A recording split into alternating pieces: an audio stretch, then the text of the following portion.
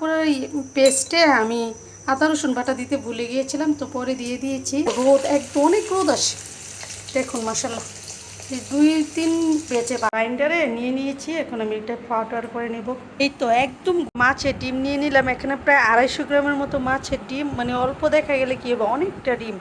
তো এটা দিয়ে একটু পাকোড়া তৈরি করব। পাকোড়া তৈরি করে একদম দুপুরের খাবারটা খেয়ে নেব পাকোড়া দিয়ে। দেখুন কতটা সুন্দর হয়েছে, মানে পাকোড়া একটু মচমচা করে ভাজবো, ভেজে খাবো। বাইনিংয়ে একটু দিতে হয় আর কি, বেসন, তারপর চাউলের গুঁড়া। তো আমি বেসন চাউলের গুঁড়া কোনোটাই ছিল না ঘরে, তো কতগুলো চাউল, 1 মুঠ চাউল আর 1 মুঠ ডাল আমি ভিজিয়ে ধুয়ে ভালোভাবে পরিষ্কার করে তো শুকিয়ে একটু কিছুটা শুকিয়ে নিয়েছি। এটা গুঁড়া করব, তো এটা বাইন্ডিংয়ের জন্য দেবো আর কি। গ্রাইন্ডারে নিয়ে নিয়েছি। এখন আমি এটা পাউডার করে নেব। এই তো একদম গুঁড়া পাউডার হয়নি, কারণ এটা তেমন একটা শুকায়নি, তার জন্য এটা একদম পারফেক্ট। এইভাবে কম পাউডার করে দিয়ে দেখবেন, খারাপ লাগে না, সুন্দরই লাগে। তো আমি একটা নিয়ে নিলাম। তো এখানে ডিমটা নিয়ে নিলাম। দেখুন বেশ অনেকটা ডিমই এখানে।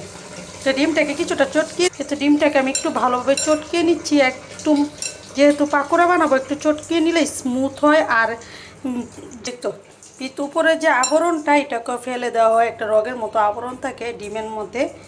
তো এটাকে ফেলে আমি ভালোভাবে চটকে নিয়েছি ডিমটাকে। দেখুন কতটা স্মুথ হয়েছে, একদম স্মুথ।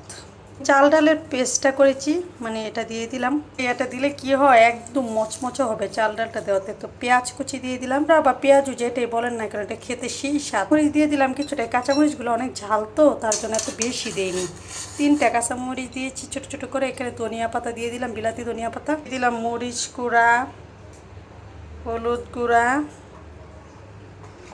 তারপর ধনিয়া পাতা যেহেতু দিয়েছি ধনিয়া গুঁড়া দেবো না, জিরা গুঁড়া দিয়ে দিলাম, লবণ দিয়ে দিলাম পরিমাণ মতো, সামান্য পরিমাণ কর্নফ্লাওয়ার দিয়ে দিলাম, যেহেতু পায়ে সুন্দরভাবে একটা বাইন্ডিং আসে আর কি। তো ওইটা যেহেতু মানে পাউডার হয়নি তার জন্য আর কি। সবগুলাকে উপকরণকে একদম সুন্দরভাবে মাখিয়ে নেব। মাখাটা যত সুন্দর হবে মশলাটা তত সুন্দর ভিতরে ঢুকবে। আর খেতে যে এত মজা লাগে এই মাছের ডিমের পাকোড়াটা, পাকোড়া বলেন পেঁয়াজু বলেন, মানে এই সেম আর কি। মাছের ডিমটা দেখুন কালারটা কতটা সুন্দর লাগছে, একদম ডিমটা যেন চিনি যায় যেমন ইয়েতে দিলে কীরকম দানা দানা হয়, ডিমগুলো একদম দানা দানা দানা দানা পেতে আছে। আর মাখানোর উপর হয়েছে খাবারের স্বাদ ডিপেন্ড করে, যত ভালোভাবে মাখাবেন ততই স্বাদ লাগে। তো এখন আমি প্যানে তেল দিয়ে এগুলো ভাজতে দিয়ে দেবো। মাখানোটা কমপ্লিট। আর রোদ দেখুন চুলার পর কত রোদ আসে। তারপরে ওই পেস্টে আমি আদা রসুন বাটা দিতে ভুলে গিয়েছিলাম, তো পরে দিয়ে দিয়েছি। তেলটা আমি আগে থেকে গরম করতে দিয়ে দিয়েছিলাম। এখন তেলটা গরম হয়ে গেছে, তো একটা একটা করে আমি দিয়ে দেবো পাকোড়া। একটা চামচ দিয়ে দিচ্ছি।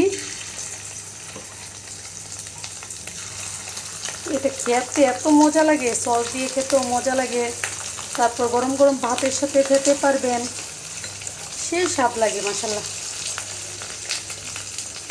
রোদের জন্য মানে দুপুরবেলা রান্না করে আসাই যায় না, এত রোদ উঠে আমাদের রুমে, এত রোদ আসে। একদম পশ্চিম পাশে ফ্ল্যাট তো রোদ একদম অনেক রোদ আসে। দেখুন মাশাআল্লাহ, এই 2-3 বেজে ভাজা লাগবে আর কি। পুরাটা যখন একদম সোনালি ব্রাউন কালার চলে আসবে 2 পাশ, তখন উঠিয়ে নেব। দেখুন মাশাআল্লাহ কালারটা একদম ফুলে ডবল হয়ে গেছে, সবগুলা পাকোড়া ফুলে ডবল হয়েছে। আর খেতেও মনে হচ্ছে খুবই সুস্বাদু হবে। যেহেতু খাইনি তো বলতেও পারবো না, খেলে বলতে পারবো।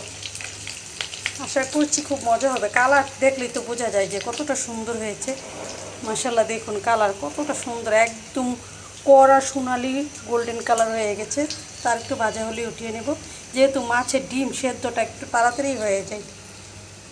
পাকোড়াটা একদম 2 পাশে ভাজা হয়ে গেছে, একদম কাবাবের শেপ হয়ে গেছে, মানে কাবাবের মতো। আর কালারটা দেখুন কত সুন্দর এসেছে। তো এখন আমি উঠিয়ে আরেক বেজ ভাজতে দিয়ে দেব। এটা আমি কতগুলা খালি খালি খাবো, কতগুলা ভাতের সাথে খাবো। এই তো দেখুন মাশাআল্লাহ পাকোড়াগুলো, এটা কে বলতে পারবে যে মাছের ডিম দিয়ে এত সুন্দর পাকোড়া হয়। আর কালারটা